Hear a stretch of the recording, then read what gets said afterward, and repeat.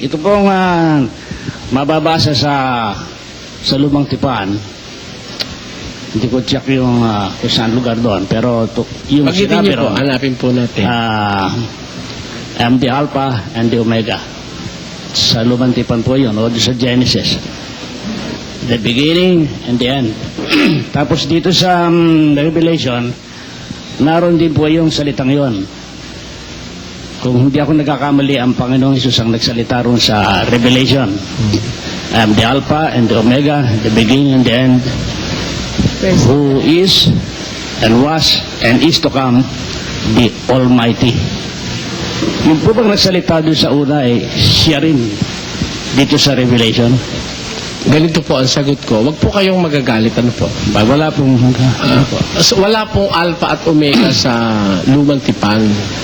Wala po.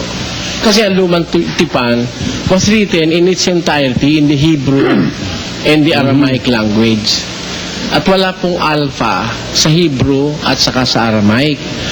Ang Alpha po kasi is the first letter of the Greek alphabet, while Omega is the last letter of the Greek alphabet. And the Greek language was only employed in the writing of the New Testament. Kaya po, sa New Testament lang po nabasa. Pero maaari po na ang itinutukoy niya yung sinasabi sa Matandang Tipan na ako ang una at ang huli. Na pinakahuluganan ngayon sa Bagong Tipan, para ilarawan yung pagiging una at huli, gumamit ng literal na halimbawa na kumbaga sa alphabet, may unang letra at may huling letra. Yun nga, ang alpha at saka yung omega. Yung tanong nyo, ang nagsalita ba dun sa una, siya pa rin nagsalita ngayon? Yun po ang tanong. Ay, uno-uno po ng Hebreo ang sagot. Pakinggan nyo po.